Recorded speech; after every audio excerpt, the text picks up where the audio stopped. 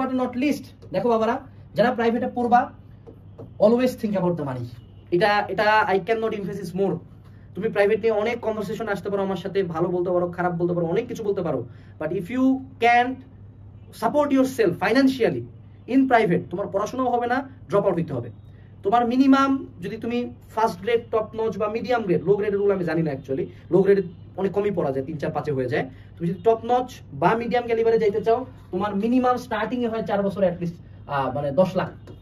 এটা কিন্তু শুধু ফি না, শুধু ফি তো হিসাব করলে হবে না বাবা, তুমি তো ঢাকায় আর বাতাস খেয়ে বাঁচবা না, তোমার থাকা আছে, খাওয়া আছে, যাতায়াত আছে, কাপড় চোপড় আছে, অনেক কষ্ট আছে। তো মোটামুটি 10 লাখ বাজেট তোমার রাখারই লাগবে 4 বছরের জন্য মিনিমাম।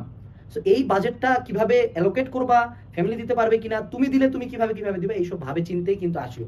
অনেক স্টুডেন্ট পাইছি, আসে গেছে, চান্স পাইছে, ভর্তি হয়েছে, পরে সেমিস্টার ফি দিতে পারে না, বা প্রত্যেকটা সেমিস্টার ফির আগে এত পরিমাণে মেন্টাল একটা হ্যারাসমেন্ট যায় যে পড়াশোনায় কিন্তু পরে আর ভালো মতো সে করতে পারে না। So think about your decisions, কারণ এটা একটা অনেক বড় ফাইন্যান্সিয়াল ডিসিশন, অনেক বড়, ঠিক আছে? অ্যামাউন্টটা ছোট না, তুমি হিসাব করতে পারো ভাইয়া বছরে 2.5 লাখ কোনো ব্যাপার, অনেক বড় ব্যাপার, কারণ 2.5 লাখ না, খরচ আরো অনেক হিডেন কস্ট আছে। ঢাকার বুকে একটা মানুষের শুধু থাকে খায় বাঁচে থাকতে মাসে 25-30 হাজার টাকা খরচ হয়ে যায়, ঠিক আছে? সো এইটুকু ছিল আজকের ভিডিওতে। মনে রাখতে হবে প্রাইভেট ইউনিভার্সিটি নিঃসন্দেহে একটা ভালো অপশন, এবং আমি অনেক ক্ষেত্রে বলবো যারা ঢাকায় পড়তে চাই, অজপাড়াগার দূরের কোনো পাবলিক পড়ার চেয়ে প্রাইভেটে পড়াটা 1000 টাইমস বেটার। এটা এখন কারণ নতুন বাস্তবতা, এবং এটা যারা একসেপ্ট করে না তারা বোকার স্বর্গে বসবাস করে।